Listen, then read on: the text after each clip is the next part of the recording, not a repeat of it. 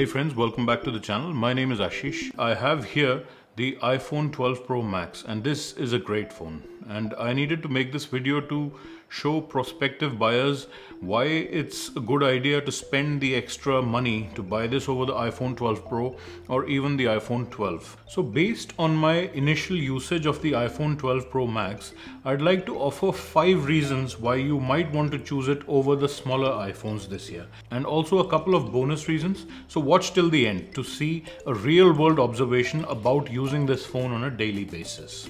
First and foremost, the battery life is outstanding. It's so good that it's almost ridiculous.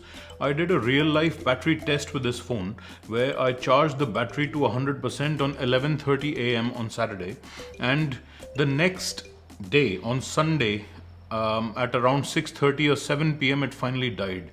The screen on time was more than 11 and a half hours with no power saving modes used, and I used it was a bit of a torture test for the phone just to see how long it would last. So it's safe to say that with normal usage you can expect almost 2 days of battery life with this phone, and I'm fairly confident that without hurting your eyes you will not be able to kill it in a day. It is easily a 1.5 day phone as well. So that's the first point. The battery life is simply outstanding. We're not talking about synthetic tests here, we're talking about actual real world usage, and the phone is really brilliant in that respect. The first thing that strikes you when you pick up this phone is its size. It feels really big, especially if you go to a store and compare it to the other phones on display, such as the regular iPhone 12. It does feel a lot bulkier. But if you're coming from a smaller phone, give it 1 day of exclusive iPhone 12 Pro Max usage. Just use this phone for the next 1 or 2 days, and once you've done that, you will come to appreciate what the screen brings, because the screen offers a lot more real estate in terms of width, in terms of height. Pictures on Instagram, videos, they pop out more. It's a more immersive experience. So once you've used it for 1 or 2 days, you will find it really difficult to go back to a smaller screen then. That is one of the main reasons you should consider it for. Initially it will seem too big. Once you've used it, you will not want to go back to anything smaller. The third reason is the cameras. It has been touted as having the biggest camera sensor ever on an iPhone. The camera sizes, the lenses are physically larger, and I'm putting this reason last because in everyday usage the iPhone 12 family is already so good that the results are incremental. You do get better photography. It does need to go into night mode less often. All those reasons are there, but the first 2 reasons I mentioned are more important when deciding which phone to get out of these 2. And that goes the same for the iPhone 12 Pro as well as the Mini if you're intending that. Then the fourth reason to get this phone is its build quality. Until you've actually owned and experienced one of the Pro models, and especially the Max, the idea of getting a fingerprint magnet with these stainless steel sides, the phone being heavier and bigger, might be off-putting to some. But once you've actually held it in your hand, once you've felt it in your hand, once you look at these stainless steel sides, and once you hold it in your hand whilst using it every day, you almost don't want to put it in a case. It's so good. It is so good. The build quality is amazing. The weight distribution is excellent, so it doesn't tend to tip over when you use the phone. So it's a very premium device to use and hold. And once you go from this even to the regular iPhone 12, even though this in itself is a beautiful phone, it has aluminum sides that don't get fingerprints, and it's only 162 grams as opposed to 228 on this one. But still, you just don't get that same premium feeling, and you've heard that in many reviews, and many of the famous reviewers and YouTubers have told you that. But believe me when I say that as an everyday man, you will feel the difference. There is a difference in the feel and quality in hand when you hold this phone. So that is the fourth reason. The fifth reason for buying one of these phones over the smaller sizes is the speakers. They are downright fantastic. It's so immersive. It's got plenty of bass, and once you hear it, you will not want to go back to a lower size, much like the screen. Okay, besides those 5 reasons, there are some other improvements, primarily to the camera, which are exclusive to the iPhone 12 Pro Max.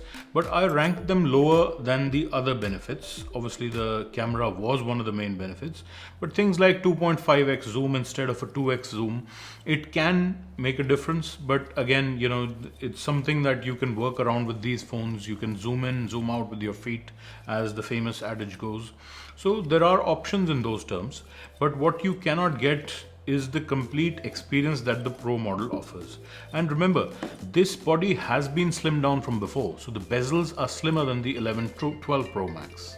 And an added bonus reason, if you're considering an upgrade from the iPhone 12, the regular iPhone 12 to the Pro Max, although it holds true for the Pro as well, is the added screen brightness. Normally you will be told that these are the exact same OLED screens and there is no difference between them, and you could do just as well by having the regular iPhone 12. It will be just as bright in the sunlight, in the outdoor sun, but that is not true. The extra brightness offered by the screens of the iPhone 12 Pro and Max does actually make a difference. It is noticeable under all conditions. Even indoors, when you have bright lights on, the phone can ramp up to the maximum brightness, and because of that extra brightness, the screen feels crisper and sharper and more legible under all conditions. And also, I made a video about how the iPhone 12 family has a liking for the warmer hues. It is decidedly more yellow than the iPhone 11 LCD screens were from last year, and this has taken a lot of people by surprise. So if you're one of them, rest assured that although the two screens do have the same warmer hue compared to last year's phones, the extra brightness does make a difference, and it's difficult to reproduce this on camera, but once I'm looking at them side by side, I can see that the yellow effect is lesser on the iPhone 12 Pro Max as compared to the regular iPhone 12. So if you were concerned about that, then this issue as well is less of an issue on the Pro model and the Pro Max than it is on the regular 12. I've got another added bonus reason. For people exclusively living in countries that have 5G coverage, because of that stupendous battery life, you are bound to see better 5G browsing and usage results out of this phone than with the regular phones.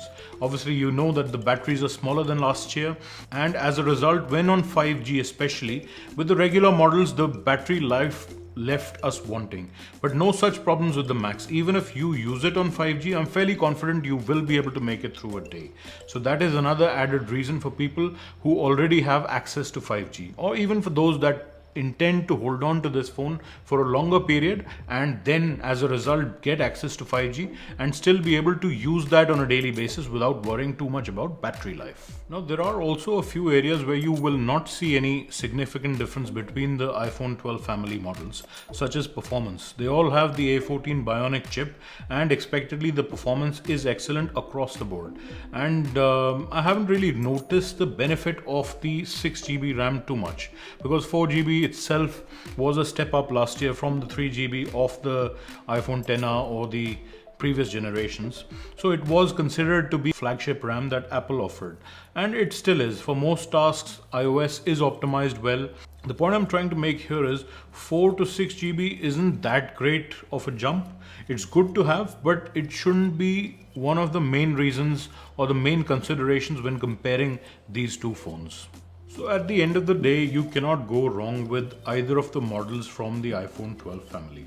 You can do very well with just the regular iPhone 12, and you will be well served if you go all the way up to the flagship, the iPhone 12 Pro Max, as well as the iPhone 12 Pro, which is a bit of a Goldilocks phone in the family and really should have been the default choice for many, but unfortunately has been priced out of reach in many regions such as India, so that it really makes less sense to recommend it over the regular iPhone 12 because the benefits offered are not corresponding to the price increase. So all in all, just be aware of the warmer hues that the iPhone screens offer this year, especially when compared to last year's or previous iPhones.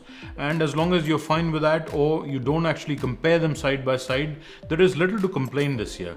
All four models have something going for them. Personally, I found the iPhone 12 mini to be too restrictive in terms of the display size in 2020. So at the end of the day, there are very few times where I feel so motivated to recommend a product after expecting not to like it when I actually initially got it. But the iPhone 12 Pro Max is certainly one of them. It is the best iPhone this year by far, and possibly the best iPhone ever made. If you can stretch to it, you will not regret the decision. It may off-put you in terms of its size for the first couple of days, but after having used it for that period, you will not want to go back to the smaller size at all. So it is highly, highly recommended. Thanks for watching, and please consider subscribing if you liked this video. I'll see you in my next one.